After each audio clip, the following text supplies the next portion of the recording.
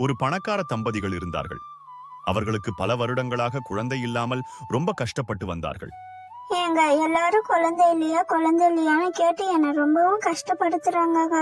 நம்ம வேற எதனா வெளியூர்ல இருக்கிற ஹாஸ்பிட்டலுக்கான போயிட்டு வருவோங்க. எத்தனை ஹாஸ்பிட்டலுக்கு தாம்மா போகிறது? ஏறாத ஹாஸ்பிட்டல் இல்லை, போகாத கோயில் குளம் இல்லை, என்னதாம்மா பண்ணுறது? மற்றவங்க சொன்னால் சொல்லின்னு போட்டோம், அதெல்லாம் எதுக்குமா காதில் வாங்குற? என்னங்க பண்றது, ஒரு நாள் 2 நாள்லாம் பரவாயில்ல, எப்ப பார்த்தாலும் இதையே கேக்குறாங்க.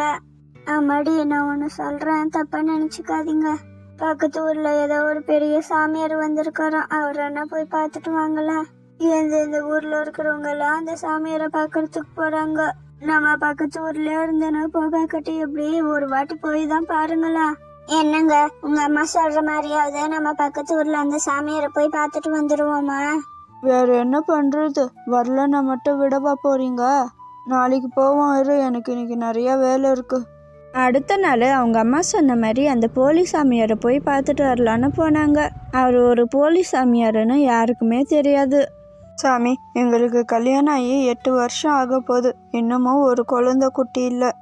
நாங்களும் நிறைய கோயில் குளங்களுக்கெல்லாம் போய் வந்துட்டோம், பெரிய பெரிய ஹாஸ்பிட்டலுக்கும் போய் பார்த்துட்டோம். ஒன்றும் வேலைக்காகல சாமி, நீங்கள் தான் இதுக்கு ஏதாவது ஒரு தீர்வு கொடுக்கணும். ஓஹோ, இதுதான் உன் பிரச்சனையா? இதுக்கு எதுக்கு இவ்வளோ சோகமாக இருக்கீங்க? நாளைக்கு ஒரு பூஜை இருக்குது, கன்ஃபார்மாக வந்துடுங்க.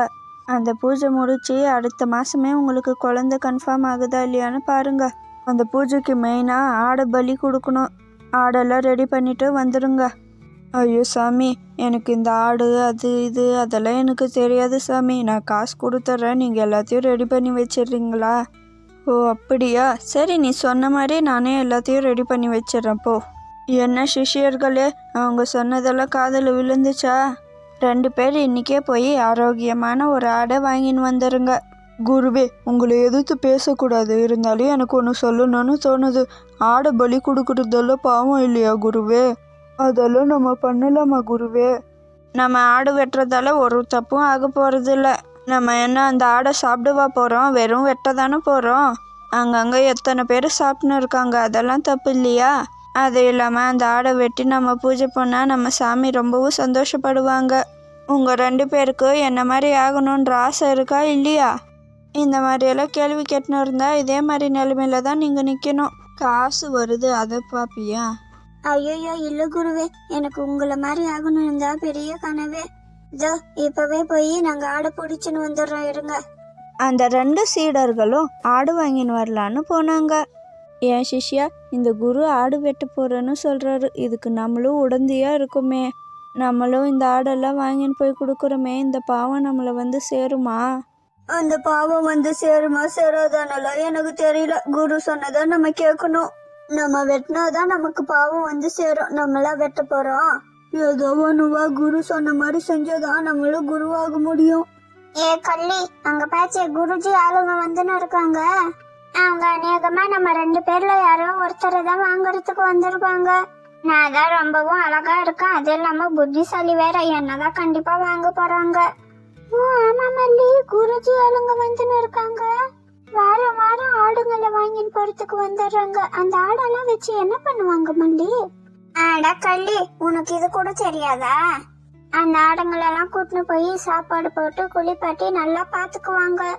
அப்படி பாத்துக்குனாதான் குருஜிக்கு புண்ணியம் கிடைக்கும். அதனாலதான் கூட்டின்னு போயின்னு இருக்காங்க கள்ளி. ஓஹோ, அப்பனா நீ தான் போக போறியா மல்லி? எனக்கும் முன்னதான் கூட்டின்னு போவாங்கன்னு தோணுது.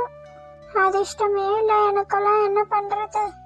ஐயா, எங்களுக்கு இன்னைக்கு ஒரு ஆடு வேணுங்க ஐயா. கொஞ்சம் நல்லா ஆரோக்கியமாக இருக்கிற ஆடாக பார்த்து கொடுங்க. அங்கே 2 ஆடு இருக்குது பாருங்கப்பா, உங்களுக்கு எது வேணுமோ பார்த்து சொல்லுங்க. சரி, எங்களுக்கு அந்த ஆடையாக கொடுத்துடுங்க. பாத்தியா கள்ளி, நான் சொன்ன மாதிரி என்னதான் கூட்டின்னு போறாங்க. அறிவுக்கும் அழகுக்கும் ஆரோக்கியத்துக்கும் பொருத்தமான ஆளுன்னா அதை நான் தான் பாத்துக்கோ. சரி பரவாயில்ல மல்லி, போய் சந்தோஷமா அங்க இரு. எப்பயாவது இந்த பக்கம் வந்தா என்ன பார்த்துட்டு போ, சரியா மல்லி? அந்த ஆடோட விலை 7000 ரூபாய், உங்களுக்காக கம்மி பண்ணி 5000 ரூபாய்க்கு கொடுக்குறேன். ஒன்று சொல்ல மறந்துட்டேன்ப்பா, அந்த ஆடு ஒரு நாளைக்கு 5 லிட்டர் பால் கொடுக்கும். நல்லா பத்திரமா பார்த்துக்கோங்க. ஆட, எங்களுக்கு பால் கொடுக்கலனா கூட பரவாயில்லைங்க, நாங்கள் இந்த ஆடை வெட்ட தான் போகிறோம். குருஜி தான் பூஜை பண்ணுறதுக்கு ஒரு ஆடை வாங்கின்னு வர சொன்னாங்க. சரி இந்தாங்க 5000 ரூபாய். கள்ளி என்னை வெட்ட போறாங்களாம் கள்ளி. அந்த சீடர்களும் அந்த ஆடை கூப்பிட்டு குருஜி இருக்கிற இடத்துக்கு போனாங்க. இந்த ஆடை நீயே குளிப்பாட்டுப்பா, எனக்கு பயமா இருக்கு. இந்த ஆடை குளிப்பாட்டுனா அதோட பாவம் எங்க என்ன வந்து சேர்ந்துடுமானோ. நீ இதே மாதிரி செஞ்சுன்னு இருந்தேன்னா கடைசி வரையும் நீ சிஷியனாவே தான் இருக்கணும். குரு ஆகிற ஆசையே இல்லை போலியே உனக்கு. சரி விடு, நானே தான் குளிப்பாட்டுறேன். ஆஹா, அப்பனா என்னை வெட்டுறதுல உங்களுக்கு இஷ்டம் இல்லை போல. அந்த குருஜி மட்டும் தான் என்னை வெட்டணும்னு சொல்லின்னு இருக்காரா? அப்ப அவரை ஏமாத்திர வேண்டியதுதான் நம்ம. அவர் ஒருத்தரை ஏமாத்துறது அவ்வளோ பெரிய கஷ்டமா என்ன? ஏமாத்தினாதான் நம்மளால உயிர் பொழைக்க முடியும்டாப்பா. அந்த ஆடெல்லாம் நல்லா குளிப்பாட்டிட்டு குருஜி கிட்ட கூட்டின்னு போனாங்க.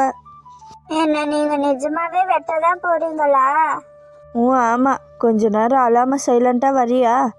என்னப்பா குளிப்பாட்டி எல்லாம் ரெடி பண்ணி கூட்டின்னு வந்துட்டீங்களா? ஆமாம், எதுக்கு இந்த ஆடு அழுது சிரிக்குது, திரும்பி அழுது சிரிக்குது? என்னாச்சு இந்த ஆட்டுக்கு? இந்த ஆடுக்கு என்னாச்சுன்னே தெரியல குருஜி. வர வழியெல்லாம் கூட கொஞ்ச நேரம் அழுது அதுக்கப்புறம் சிரிக்குது, அழுது சிரிக்குது, என்னன்னே தெரியல. ஆடு எதுக்கு இப்படியெல்லாம் பண்ணின்னு இருக்க நீ? அது ஒன்றும் இல்லை குருஜி, நான் சாக போறேன்னு நினைச்சே எனக்கு அழுகையா வருது. அதுக்கப்புறம் உங்களை நினைச்சா எனக்கு சிரிப்பாக வருது குருஜி. என்ன நினைச்சா உனக்கு எதுக்கு சிரிப்பு வருது? என்ன விளையாடின்னு இருக்கியா நீ? அது ஒன்றும் இல்லை குருஜி, போன ஜென்மத்தில் நானும் இப்படிதான் ஒரு ஆடு வெட்டினேன். அந்த ஆடு எனக்கு சாபம் கொடுத்துருச்சு. அதனால தான் நான் இந்த ஜென்மத்தில் ஆடா பிறந்துட்டேன். இப்போ நீங்க என்ன வெட்டினீங்கன்னா இந்த சாபத்தை அப்படியே உங்களுக்கு கொடுத்துருவேன். அடுத்த ஜென்மத்தில் நீங்க ஆடா மாறிடுவீங்க. ஆடா வாழ்றது எவ்வளோ கஷ்டம்னு தெரியுமா குருஜி உங்களுக்கு? அதான் அடுத்த ஜென்மத்தில் உங்களை ஆடா நான் நினைச்சு பார்த்து ஒரே சிரிப்பா வருது. நீங்களே கொஞ்சம் நினைச்சு பாருங்களேன், நீங்க ஆடா மாறிட்டீங்கன்னா எப்படி இருக்கும்னு. உன்னை வெட்ட போகிறோன்னு யார் சொன்னது? உன்னை வெட்டலாம் நாங்கள் ஒன்றும். ஏன்பா சிஷியா, இந்த ஆட்டை கூட்டின்னு போய் நல்லா சாப்பாடு போட்டு இதை பார்த்துக்கோங்க. இதுக்கப்புறம் நம்ம ஆசிரமத்தில் எந்த ஒரு ஆடையும் வெட்டக்கூடாது. நம்ம ஆடு வெட்டுறது எவ்வளோ பெரிய தப்பு, அது எவ்வளோ பெரிய பாவம், அதை யாரும் பண்ணாதீங்க. ஓ என்ன குருஜி, நீங்க தப்பிச்சிட்டீங்களா? போங்க, அப்ப லாஸ்ட் வரையும் இந்த சாபம் என்கிட்டயே தான் இருக்குமா? வாய வச்சுன்னு கொம்மன் இல்லாம நானே வேற எல்லாத்தையும் ஒளரி கட்டிட்டேன். சரி, எனக்கு சாப்பாடுன்னா போடுறேன்னு சொல்லியிருக்கீங்க. அதுக்கு பதில் உங்களுக்கு நான் பால் கொடுக்கறேன். அந்த பாலை வித்து காசை சம்பாதிச்சுக்கோங்க. அந்த ஆடு நல்ல புத்திசாலியாக இருந்ததுனால அது போட்ட பிளானை வச்சு அது தப்பிச்சிடுச்சு. அதுக்கப்புறம் அந்த ஆசிரமத்தில் ரொம்பவும் சந்தோஷமாக அந்த ஆடு இருந்துச்சு.